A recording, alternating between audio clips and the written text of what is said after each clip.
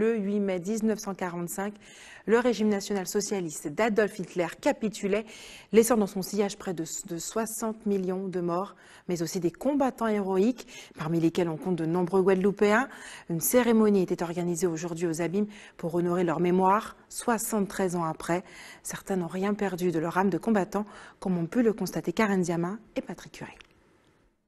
À 98 ans, Ségor Salinière a participé à plusieurs guerres et fut béni par le pape Louis XII.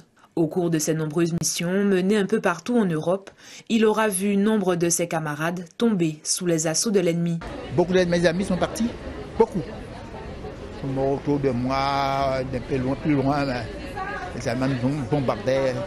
J'étais dans la DCA, en Italie, dans la DCA. Et puis là, en France, on dit bon, vous allez faire Fantassin.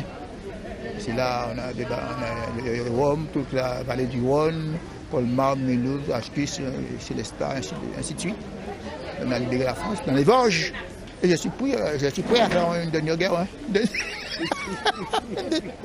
Il s'agissait ce matin d'un devoir d'honorer ces hommes morts au combat, mais surtout de transmettre aux jeunes générations la mémoire de cette lutte pour la liberté. Tous ces jeunes des écoles où chaque année, le 8 mai ou encore le 11 novembre, nous avons des enfants des écoles des Abîmes. Parce que cette génération de jeunes, parce que ça fait quand même 73 ans que la Première Guerre mondiale, le 39-45, est terminée.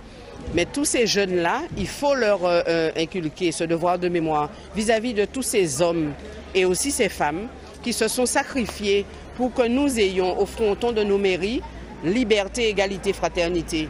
Avec tout ce qui se passe dans le monde, on devrait bien mesurer que nous avons une belle chance de vivre dans une démocratie, de pouvoir être des hommes libres.